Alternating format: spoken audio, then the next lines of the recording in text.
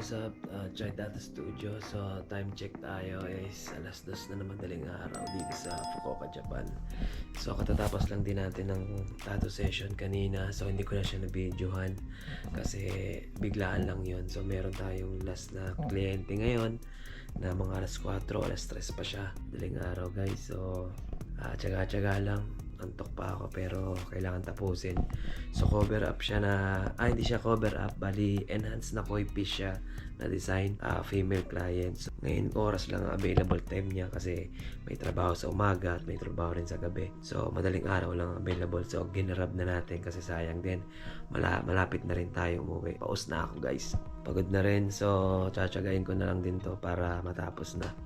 Ayun. Puyat more.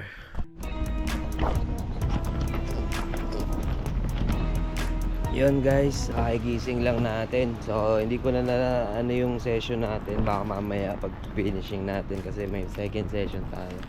Ngayon naglalakad ako. Papunta ako kila Jonathan sa pinsan ko. So yun ba, dito lang tayo maligo. Wala pa tayong ligo. Then alas 7, mag-alas 7 na tayo natapos ng umaga. So umiglip lang din tayo doon sa shop niya kasi masyado alangan na kung maglalakad pa ako papunta sa building, sa bahay nila. So ayun, ganito ka sakripisyo, guys, dito. Kailangan mo lang magtiis pero enjoy pa rin naman. Muntik pa ako madapa. Yan. So maligo lang tayo, tapos babalik tayo uli kasi itatapusin pa tayong isa. Ayan, guys, saka dito na lang muna. Wala pa tayong ligo. Outfit check.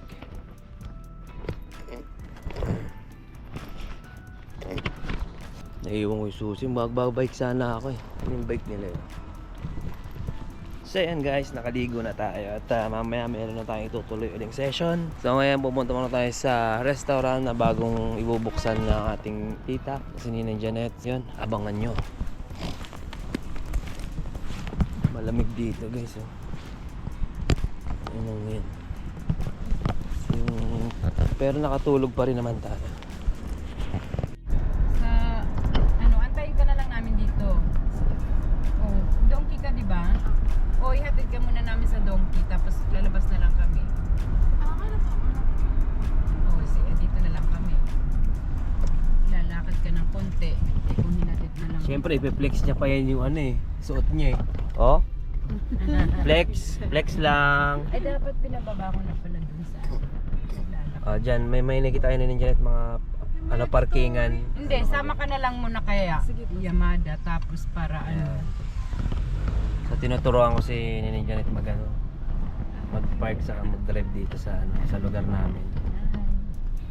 Dito kasi mahigpit dito. Si Manggoze. Yamada, yan, mga yan, bagong brand ang sasakyan yan, Yamada. Pakita mo yung putata. Asan? Tignan mo, di mo alam kung minumura ka na ito, yo. Ayan yung babaeng kamatis. At maghahanap kami ng lens ng camera. Kasama namin ang Team Tagumpay. Team Tagumpay talaga? At ang memory ko ay konti na lang. Napapasa kami dito, pre. Siyempre, red tide ngayon eh.